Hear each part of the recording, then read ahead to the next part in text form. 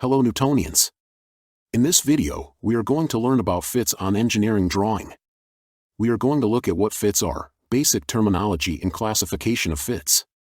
Furthermore, we will show you what tolerance class is, how to select a proper fit, and how you can show fits on engineering drawing.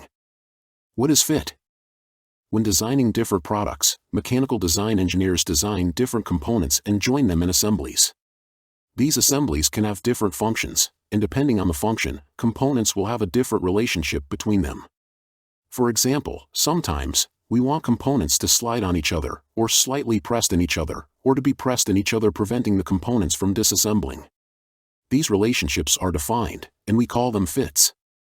The fits are defined by ISO 286-1-2010 and ISO 286-2-2010/COR1-2013.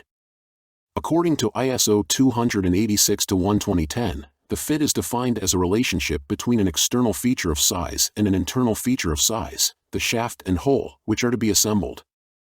In other words, the relationship between two joining components is defined in such a way that the interchangeability between two joining components is assured. Precise manufacturing is the basis of interchangeability. The components are manufactured in the precise and repeatable way that the components can be taken randomly and assembled as intended. The terms hole and shaft are used in ISO standard, but they are not only referring to the cylindrical fit but also to parallel fit surfaces of components, for example, width of the slot. Basic terminology. Shaft.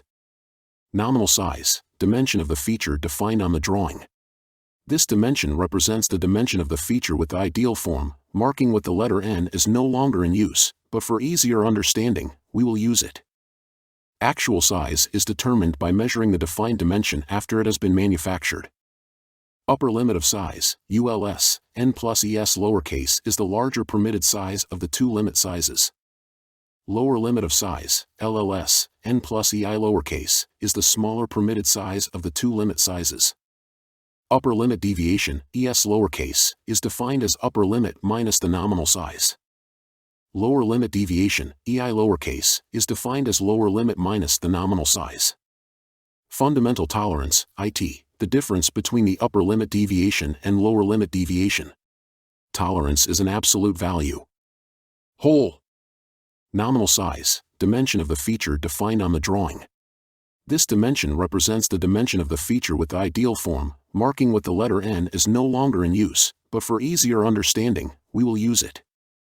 Actual size is determined by measuring the defined dimension after it has been manufactured. Upper limit of size, ULS, N plus ES uppercase, is the larger permitted size of the two limit sizes. Lower limit of size, LLS, N plus EI uppercase, is the smaller permitted size of the two limit sizes. Upper limit deviation, ES uppercase, is defined as upper limit minus the nominal size. Lower limit deviation, EI uppercase, is defined as lower limit minus the nominal size. Fundamental tolerance, IT, the difference between the upper limit deviation and lower limit deviation. Tolerance is an absolute value. As already mentioned, the terms hole and shaft are used in ISO standard, but they are not only referring to the cylindrical fit but also to parallel fit surfaces of components, for example, width of the slot. The concept of the shaft and the hole terminology is simple. Basically, if you have a component that is fitting in something is considered to be shaft. If you have a component that something is fitting in that component, that is considered to be a hole. For example, when you are trying to fit in the ring on your finger. In this case, your finger is a shaft, and the inner surface of ring is considered to be a hole. Classification of fits. There are three general categories of fits: clearance fit, interference fit, and transition fit. Clearance fit. When it is required for the shaft to rotate or slide freely within the hole, the clearance fit is used.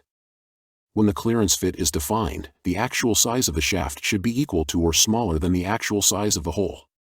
That means that the clearance between the shaft and the hole must be equal to or greater than 0.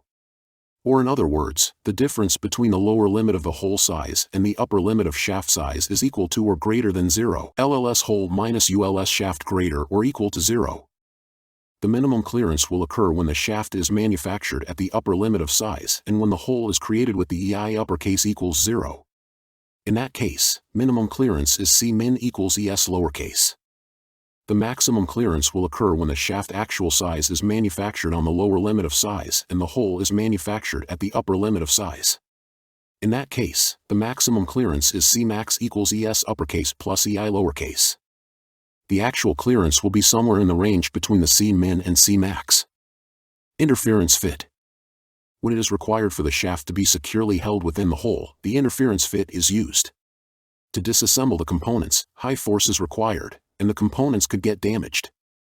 When the interference fit is defined, the actual size of the shaft should be equal to or greater than the actual size of the hole. That means that the interference between the shaft and the hole must be equal to or greater than 0. Or in other words, the difference between the lower limit of shaft size and the upper limit of the hole size is equal to or greater than 0. LLS shaft minus ULS hole greater or equal to 0. The minimum interference will occur when the shaft's actual size is manufactured on the lower limit of size, and the hole is manufactured at the upper limit of size. In that case, the minimum interference is I min equals EI lowercase minus ES uppercase. The maximum interference will occur when the shaft is manufactured at the upper limit of size, and when the hole is created with the EI uppercase equals 0. In that case, the maximum interference is I max equals ES lowercase. The actual interference will be somewhere in the range between the I min and I max. Transition fit.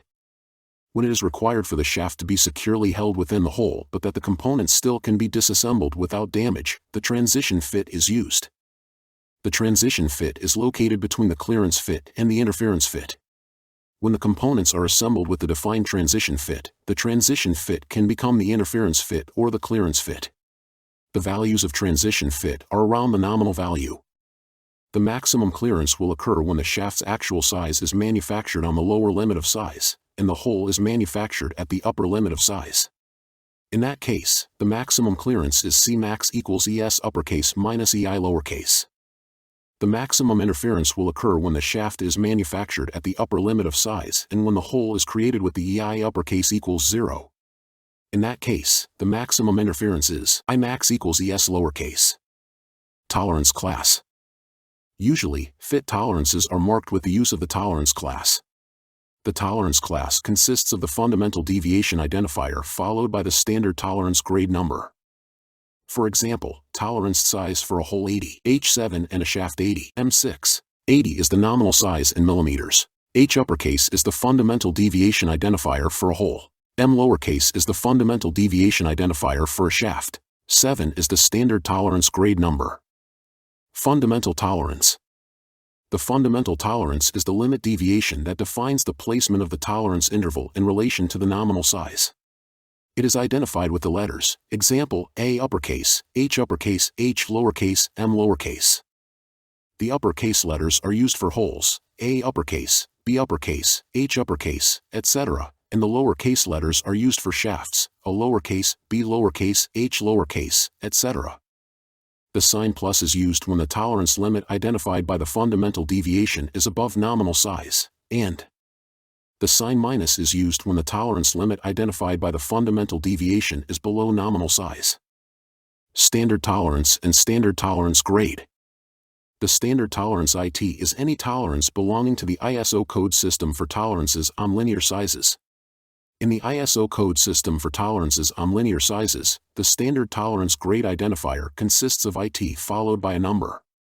The values of the fundamental tolerance, upper limit deviation, ES uppercase, ES lowercase, and lower limit deviation, EI uppercase, EI lowercase, can be calculated, but the expert that we're working on the ISO standard already did it for us. In ISO 286-1-2010 and ISO 286-2-2010/COR1-2013 you can find equations, clarifications, tolerance tables, recommendations, and basically everything you need to learn and apply the ISO fit systems. The tolerance tables can be found online or in the different technical guides, handbooks, etc. Most of the time, we cannot find all the values in these tables as we can in ISO 286-2, but instead, we can find the tables with the selection of the tolerance classes.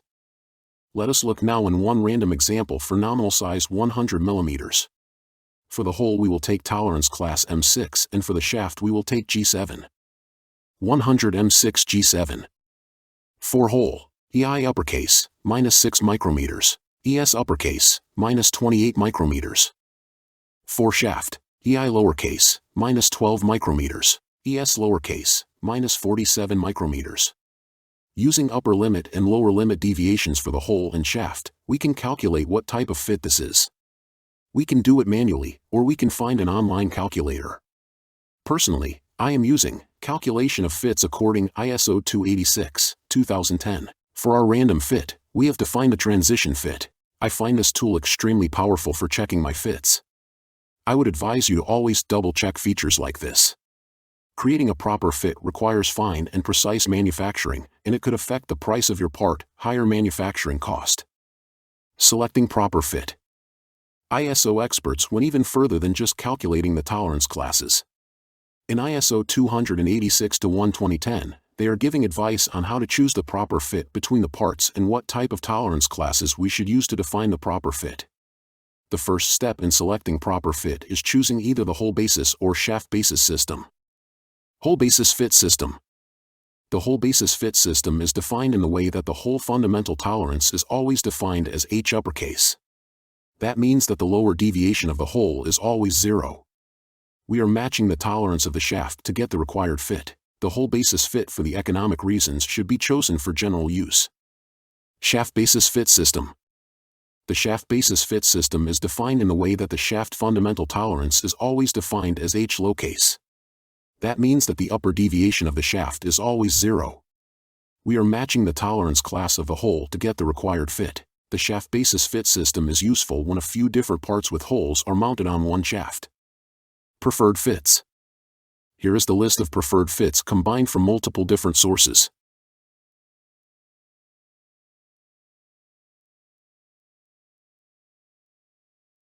Entry of fit tolerances on the engineering drawing.